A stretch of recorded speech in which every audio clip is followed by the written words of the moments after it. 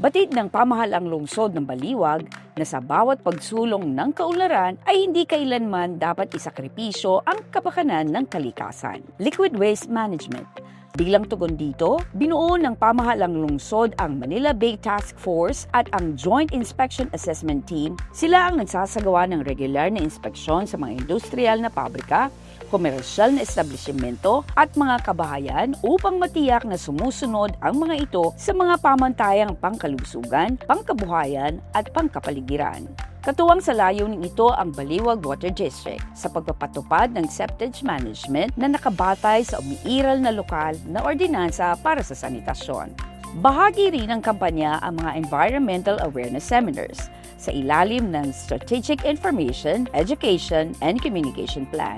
Kasama rin sa mga hakbang ang pagtatalaga ng mga environmental at sanitation officers na nagsasagawa ng monitoring at nagbibigay ng notice of non-compliance sa mga pasilidad na hindi maayos ang gamit o walang tamang wastewater facilities gaya ng septic tanks at grease traps. Patuloy din gumagawa ng mga inisyatibo ang MBTF kaugnay ng rehabilitation ng Manila Bay, habang pinalalalim ng lungsod ang pakikipagtulungan sa mga sanitation service providers upang mas mapabuti ang serbisyong may kinalaman sa kalinisan ng tubig.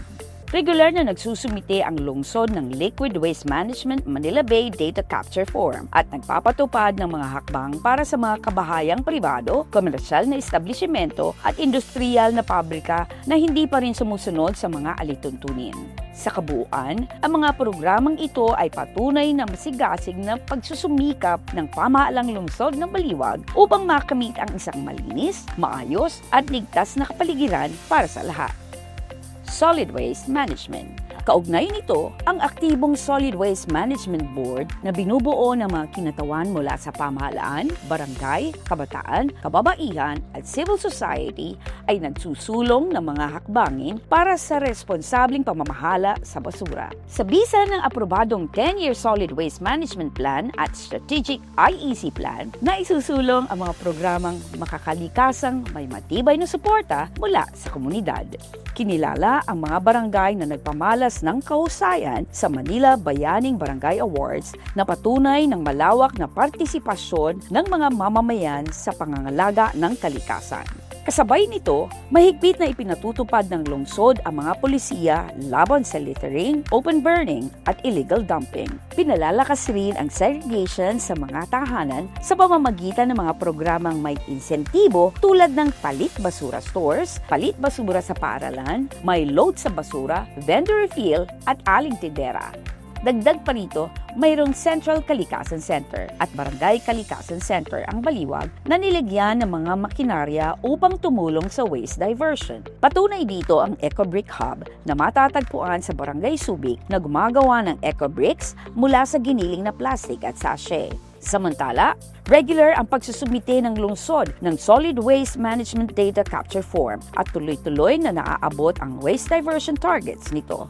Pinagkalooban din ng DENR EMB Region 3 ang Baliwag ng sertipikong nagpapatunay na wala nang umiiral na open dump site. Sa pamamahala naman toxic at hazardous waste, katuwang ng lungsod ang Cleanway Environmental Management Solutions upang matiyak ang ligtas, maayos at makakalikasang pamamalakad.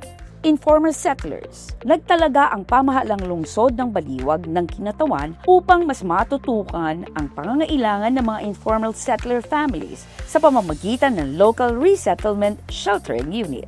Nagbalangkas din ang lungsod ng mga mekanismong tulad ng Local Housing Board, Local Committee Against Squatting Syndicate and Professional Squatters at Local Interagency Committee upang mapabuti ang koordinasyon sa pagbibigay serbisyo sa mga ISF.